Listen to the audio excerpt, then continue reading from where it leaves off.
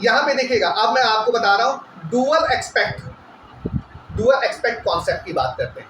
Dual expect concept ये कहता है जो भी ट्रांजैक्शन होती है, पिछले पे मैचिंग कॉन्सेप्ट में मैंने बताया था कि इसके दो इफेक्ट जरूर होंगे।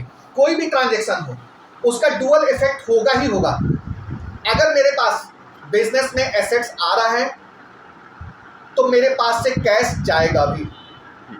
तो dual expect concept double entry होनी चाहिए, उसका दो अर्थ होना चाहिए। डुअल एक्सपेक्ट कॉन्सेप्ट कहता है कि उसका दो मीनिंग, दो तरीके से उसको हैंडल करना पड़ेगा मुझे। एक ट्रांजैक्शन के क्या होंगे, दो इफेक्ट आए, हाँ दो इफेक्ट होंगे ही होंगे, एक आएगा तो एक जाएगा।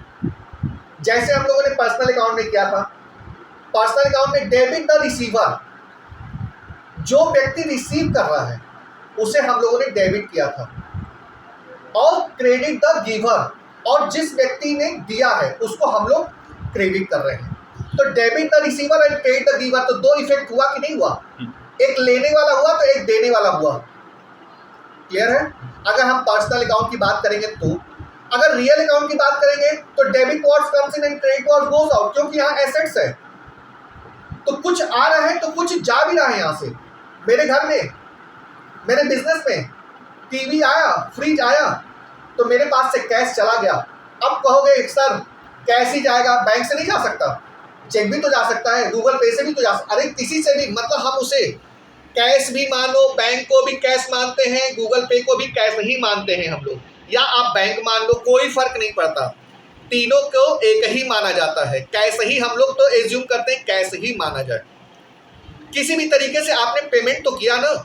हाँ, इसमें क्या है कि 20,000 से ऊपर की पेमेंट करेंगे तो आपको बैंक से पेमेंट करनी पड़ेगी, अगर 20,000 से नीचे की पेमेंट करेंगे तो आप कैश में कर सकते हो।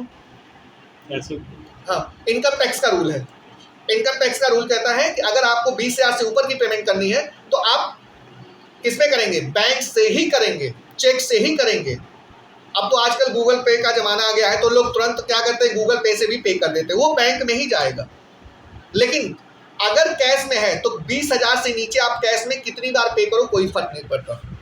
तो डुअल एक्सपेक्ट कॉन्सेप्ट कहता है कि जो भी एंट्री हो रही है उसके दो इफेक्ट होने कंपलसरी हैं, कुछ आएगा तो कुछ जाएगा। तो यहाँ पे डुअल एक्सपेक्ट कॉन्सेप्ट जो है इसी बात को, ट्रांजैक्शन को दिखाता है। कोई भी ट्रांजैक्शन ले लो किसी भी तरीके का, हम लोग अकाउंटिंग क्वेश्चन में अभी देखेंगे कि उसमें भी डबल इफेक्ट आता है। जो भी ट्रांजैक्शन होती है उसका दो मीनिंग होना जरूरी है, कुछ आएगा तो कुछ जाएगा, डबल इफेक्ट होना जरूरी है। तो यहाँ पे हम लोग डुअल एक्सपेक्ट कॉन्सेप्ट की बात कर रहे थे।